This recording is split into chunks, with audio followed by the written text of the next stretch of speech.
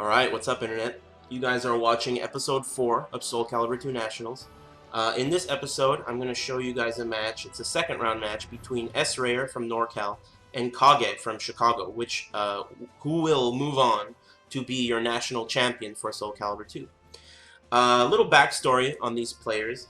Srayer was known to be one of the best players from NorCal. He was an old school Soul Calibur 1 player, Nightmare player, and his playstyle, in comparison to all of the other Nightmares that I've faced historically, even Fury, who's in this tournament, Tidy Whitey, who was my main training partner, and Dan the Nightmare, he had the most flash and the most, his playstyle was really against, his philosophies were against spamming and the use of the same moves over and over again.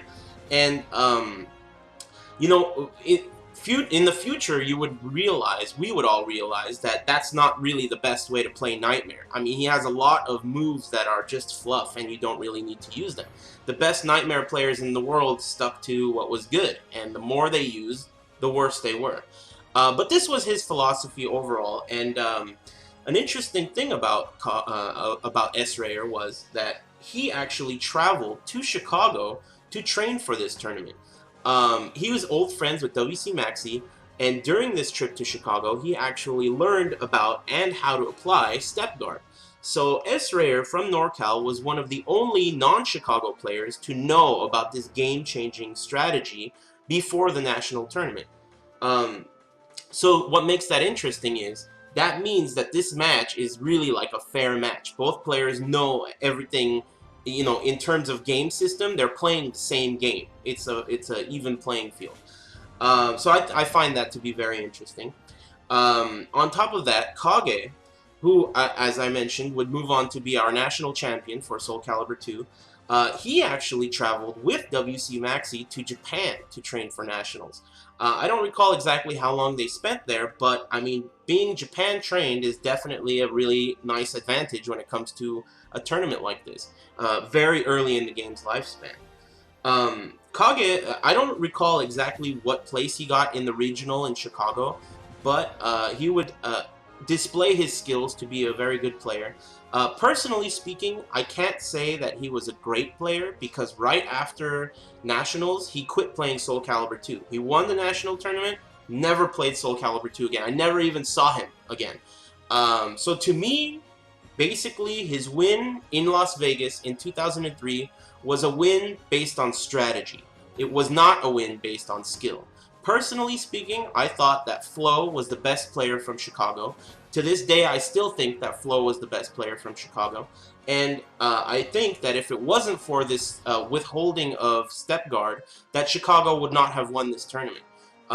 It just really was just the way the circumstances and the way that everything developed. Jason Arney living in Chicago, working for the arcade division of Namco, training those players, and withholding Step Guard as well as other strategies is really what paved the way for Chicago basically winning this tournament. Top two in Nationals were Kageh and Fetz. So these are both Chicago players who trained under WC Maxi.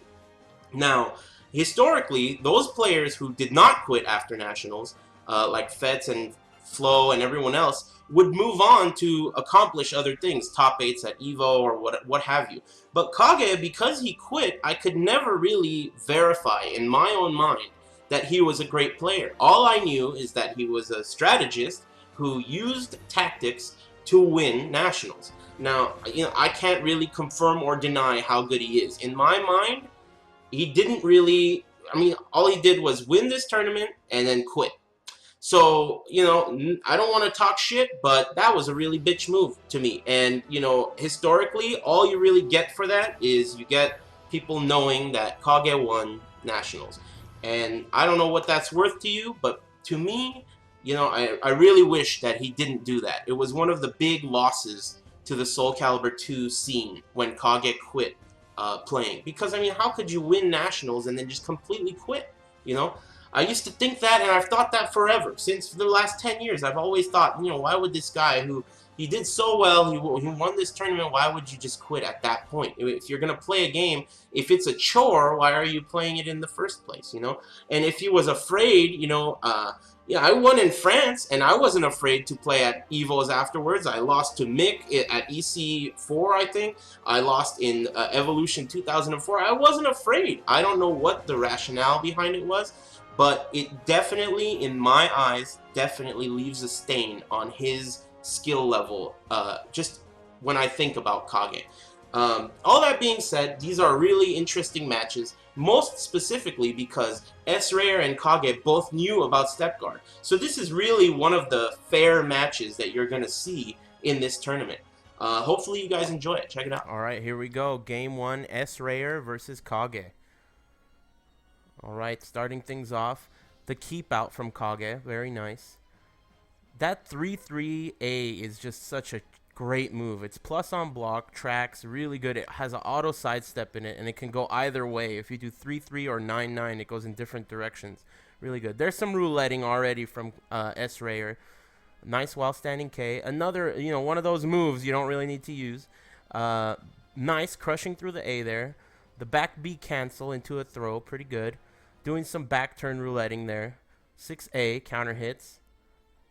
Nice Hell Sweep. Hell Sweep was one of Nightmare's cheapest moves. They took that move out completely out of the Soul Calibur series, but that move is so good in this game.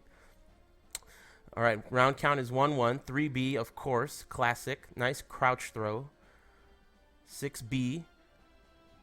Big whiff, doesn't go punished. 6-6A gets the counter hit. Stuck in stance there. Nightmare could have done a while standing B. Lands the 3-3-A again. He could have done more damage there if he had risked doing the full combo, but I guess he wanted to play it safe. Moving in, nice. Another stance shift from Srayer. You'll notice he does that a lot. Trying to stay out, runs in. Nice step. There you go. That's what I'm talking about. The step guard there. These are tactics that we didn't even know existed. It's almost like we weren't playing the same game at this time. Nice getting around that. I like the mix of Kageh's, he does the keep out, but then when it's time to get close, he's also a very aggressive player. He's not just a turtle player. He definitely has a complete Ivy, that's for sure. Utilizing her range as well as her in-close game. And he already took game 1.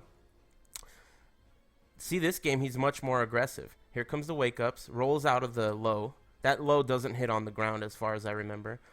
And as you can see, he's using that 3-3-A and doing a down A afterwards, which is a frame trap. Pretty good. Nice sweep. Goes for wake-ups. Doesn't work out. Okay, 6B. 2B plus K. Soul charge a little bit. Another 3-3-A. Another crouch grab. Srayer has some making up to do. He doesn't fall for the guard break setup. Nice roulette into throw, and then boom. I love that jumping B. Very good. And crushes through the A for the round. 6-6-A to start things off. I like that. Ooh, hit him with a regular throw, and he was actually doing a summon suffering there, so he got lucky. That looked like a huge mistake. He was probably trying to do the Criminal Symphony out of the closed sword stance, which is done by canceling that unblockable. 2-2B whiffs. Gets the counter hit. Guard crush. Caught him ducking there. Nice. Might make a comeback here. Down K. Boom. Got him with the 6-6K. Really nice. 6-6K is another one of Nightmare's really cheap moves in this game. It's an instant high crush that's a counter hit combo that does a ton of damage. 6-6KB does a ton of damage. 2-2B gets blocked. Sidesteps around that. Nice 3B. He definitely, in my opinion, should have been using way more abuse of 3B. I think that is really essential to a Nightmare player. Nice 6-6B. Beautifully done. 3-3A again into down A. Nice summon suffering, but he ducked under it. Sidesteps around that back K. I like that he tried to use that unblockable against the wall there, because that is a mid unblockable. So if the wall is behind their back, that's basically, I mean, it's very hard to get out of because you cannot GI unblockables in this game. 3B, very nice. Crouch grab again, and it looks like Srayer is going to take game 2 off of Kageh. Standing K, back K, very nice. Boom, 1-1 is the game count, and here we go, final game. We're in a ring stage this time. Let's see if it makes a difference. Nice keep out from Kageh. Good sidestep around that. Bread and butter. He side rolled out of the guard crush on the ground. Nice 6B. Ooh, crouched under that with his 6B. Another 6B. I like that.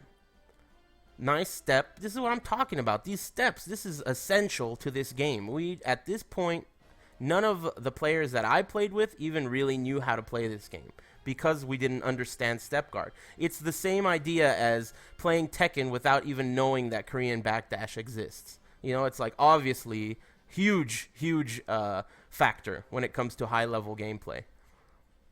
Nice. Very good. Good Okazemi. He's got a serious lead now. I like the instant while standing B because of the crouch throws he had been doing. 6-6-B. Oh, and that really was a close game. The 9A plus B is what took it. Back rouletting. Interesting. 2-2-B. Backing up with the stance. 6-6-B again. This looks like a really even match at this point. 6A, and Srayer has the lead right now. Very nice. 2-2-AA. Nice hell sweep. I really wish he used more of that. Hell sweep is really one of the best moves for Nightmare. Counter hits with that. Good damage already. Little out of range to shift into an attack throw there. Good block on that. Another good GI. You have to remember, at this point, 2G had not really been discovered. I think a lot of the people who accidentally did it in these videos were literally just accidentally doing it. They didn't know that it existed. And the round count is tied up. This is down to the wire. Final round. Srayer could have beaten Kageh here. Nice. Second one hits. Big advantage for her. He's got about 50-60%.